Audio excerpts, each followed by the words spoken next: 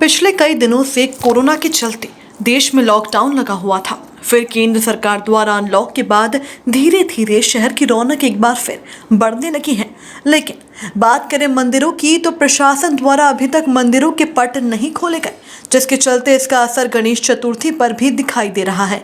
वहीं मूर्तिकारों के सबसे बड़े मोहल्ले इंदौर के बंगाली कॉलोनी में मूर्तियों के ऑर्डर भी 6 महीने पहले दे दिए जाते थे, लेकिन कोरोना के चलते इस बार सन्नाटा पसरा हुआ है।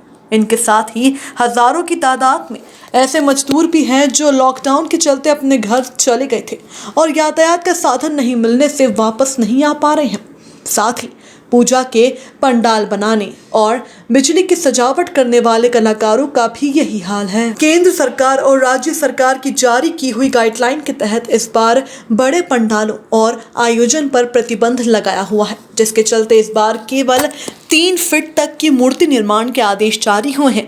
वहीं मूर्ति कलाकार अतुल पाल ने बताया कि हमारे द्वारा गाइडलाइन के जारी होने के पहले से ही बड़ी मूर्तियों का निर्माण शुरू कर दिया गया था, लेकिन प्रशासन द्वारा जारी गाइडलाइन के तहत अब वह मूर्तियां अगले साल के लिए रख दी गई है। बात करें इस बार मूर्तियों की डिमांड की तो इस बार कोरोना के संबंधित मूर्तियों को आकार दिया गया है, जहां कोरोना का वध करते हुए गणेश जी और उनके साथ में पुलिस और डॉक्टर भी इस बार देखने को मिलेंगे। साथ ही उन्होंने कहा कि लॉकडाउन में डॉक्टर और पुलिस ने मसीहा बनकर लोगों की सेवा की थी, जो हमारे सुपर हीरो की तरह है। इसीलिए इस बार गणेश प्रतिमा के साथ उन्हें भी जगह दी गई है। वहीं नगर निगम के कर्मचारियों को भी अन्य मूर्तियों में जगह दी जाएगी। उनने ये भी बताया कि हम हर साल मूर्तियां इंदौर ही नहीं बल्कि इंदौर के बाहर भी भेजते हैं। फिलहाल अगले कुछ महीनों के दौरान हालात सामान्य होने के आसार कम ही दिखाई दे रहे हैं। फिर भी मूर्ति कलाकारों को उम्मीद है कि कोरोना जल्द ही देश से खत्म हो जाएगा। Bureau report SVN news network. साहब, इस बार कोरोना के चलते प्रशासन द्वारा जारी गाइडलाइन के तहत आपने मूर्तियां बनाई हैं। किस तरीके से आपको आर्थिक परेशानी का सामना करना पड़ रहा है?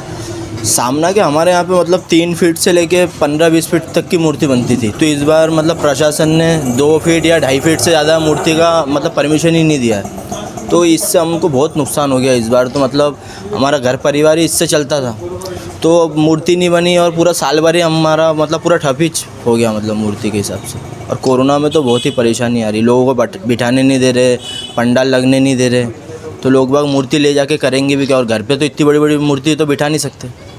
इस बार क्या विशेष रहेगा कोरोना के चलते मूर्तियों में?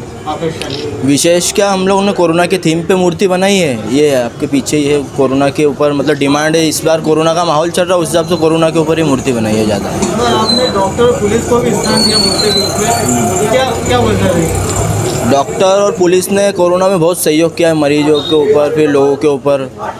पुलिस वाले सब सहयोग कर रहे थे सबको घर से बाहर नहीं निकलने के लिए कोरोना के टाइम में, तो उस हिसाब से हम लोगों ने मूर्ति में उस चीज़ को दर्शाया। इस बार लॉकडाउन के चलते बंगाली कारीगर जो है वो अपने अपने घर चले गए हैं, तो इस वजह से भी मूर्ति में आपको दिक्कत हो रही क्या बनाने? हाँ, वहाँ से भी मतलब कारीगर आ नहीं पा रहे हैं ना, गाड़ी वगैरह सभी बंद है, कुछ साधन नहीं चल रहा, तो कारीगर वगैरह आएंगे भी कैसे। और कलकत्ता में अभी भी ऐसे लॉकडाउन लगा हुआ है, तो वहाँ से उनके घर वाले भी आने नहीं दे रहे कारीगर के।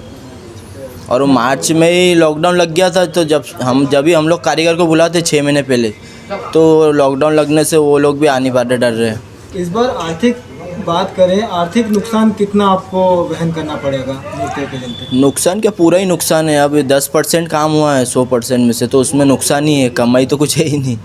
ये बस कर रहे हैं कि हमारा काम है इसलिए हमको करना पड़ रहा है। अनुमानित लागत बात करें, लागत फिर भी कम से कम 10-15 लाख रुपए नुकसान ही है, जेब से ही भरना पड़ेगा। हाँ। आपका शुभ नाम बताएं। मेरा नाम अतुल पाल।